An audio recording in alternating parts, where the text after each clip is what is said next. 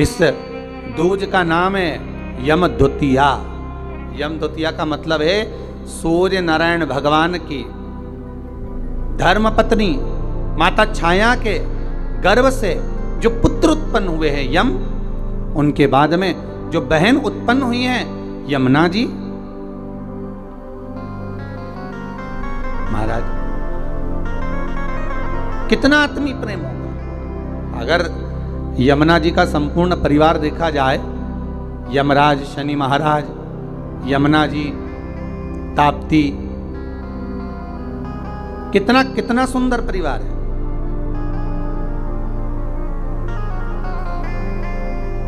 एक बार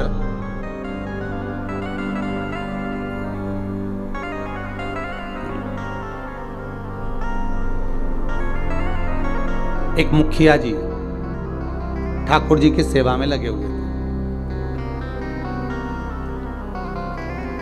और ठाकुर जी की सेवा में लगे लगे मुखिया जी भगवान से रोज लाड़ लड़ाते, ठाकुर जी का रोज श्रृंगार करते, ठाकुर जी को नए नए वस्त्र आभूषण धराते, सुंदर सामग्री सिद्ध करके भगवान को सामग्री धरा देते, बड़ा सुंदर साज सजाते। एक बार मुखिया जी की ग्रह दशा पर 7.5 आ गया और मुखिया जी की ग्रह दशा पर जब 7.5 आया, शनि जब लगा, अब मुखिया जी कष्ट में हो गए, परेशान हो गए, बड़े दुखी हो गए, आए दिन बड़े कष्ट में रहते। एक दिन मुखिया जी की आंखों में जब जल भर गया, नैनों में जल भर गया, तब श्री ठाकुर जी महाराज स्वयं प्रकट होकर पूछे, क्यों मुखिया जी आज आपके नैनों में जल भरा हुआ है, बात क्या है? शास्त्र कहता है, शिव महापुराण की कथा कहती है, जब आप शंकर भगवान पर जल चढ़ाएं या ठाकुर जी से लाड़ लड़ाएं, ठाकुर जी की सेवा करें, ठाकुर जी की अर्चना करें, पाठ करें, पूजन करें, ठाकुर जी का स्नेह लड़ाएं, उस समय पर श्रृंगार करते समय, पूजन करते समय, सेवा करते समय, भगवान की आराधना करते समय आपकी आंखों में जल नहीं होना चाहिए। भगवान की अर्चना करते समय जल क्यों आए, किस लिए?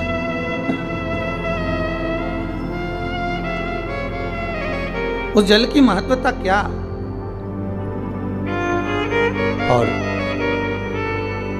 महाराज मुखिया जी बोले, ठाकुर जी समझ में नहीं आ रहा, आज तो शरीर में कष्ट बहुत है और मन में मानसिक टेंशन बहुत है।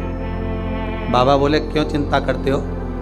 झारी जी में से यमुना जी को प्रकट करा मेरे ठाकुर जी ने, और यमुना जी को प्रकट कर मेरे ठाकुर जी बोले, यमुना आज आप मुखिया जी जब झारी जी भर रहे थे, आपका श्रृंगार कर रहे थे, ऊपर से वस्त्र ओढ़ा रहे थे, तब आपको ध्यान में है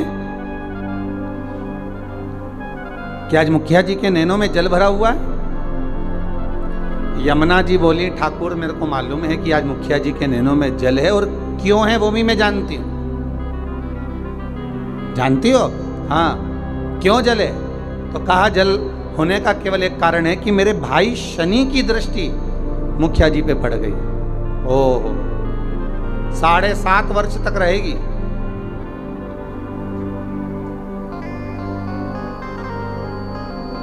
भगवान कृष्ण बोले, यमुना अगर शनि महाराज आपके भाई हैं, हमारे तो साले हैं, यदि बहन बोले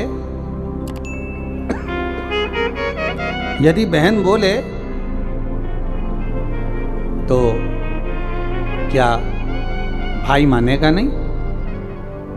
बोलो प्रभु क्या चाहते हो? बस जाओ और शनि महाराज से कहो, जो ठाकुर जी से लाड़ लड़ाए, जो भगवान की सेवा में डूबा रहे, जो भगवान की भक्ति में सदा डूबा रहे, उस पर कभी न 7.5 लगे न ढैया लगे। शनि की कुदृष्टि उस जीव पर नहीं पड़ना चाहिए।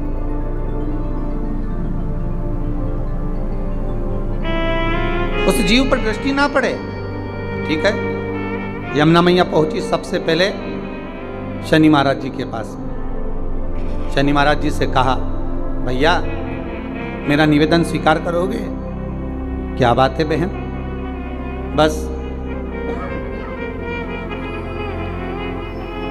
मैं चाहती हूं कि जो लाडले की सेवा करे, जो ठाकुर जी की सेवा करे, जो भगवान की भक्ति में डूबा रहे, उस पर आपकी दृष्टि नहीं पड़े। शनि महाराज बोले नहीं, ऐसा तो हो नहीं सकता। कर्म का दंड जीव को भोगना तो पड़ेगा, क्योंकि भगवान शंकर ने मुझे दंड अधिकारी बनाया। जो किया है वो तो भोगना है, चाहे वो संसार का कोई जीव क्यों ना हो। आपको पहले भी कथा में कहा, किसी से मत डरो, पर अपने कर्म से जरूर डरो, क्योंकि कर्म का भोग तो परमात्मा को भी भोगना पड़ता है।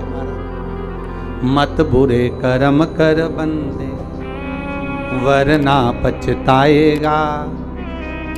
भगवान की आंखों से तू बच नहीं पाएगा, तू बच नहीं पाएगा।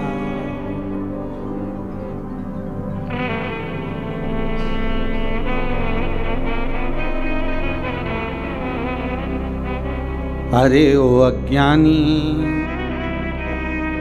मत कर नादानी। अर्थात मानव का यदि शरीर मिला हो तो अपना कर्म श्रेष्ठ करते हुए चलो, श्रेष्ठ कर्म करिए। महाराज शनि महाराज ने कहा, ये नहीं हो सकता, ये हो ही नहीं सकता।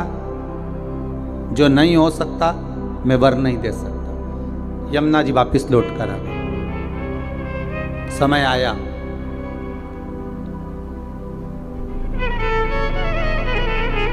कार्तिक का महीना था। यमुना जी इससे पहले शनि महाराज के पास बारंबार जा चुकी है। यमराज के पास भी यमुना जी कई बार जा चुकी है, बार बार विनती कर चुकी है, पर मानते ही नहीं।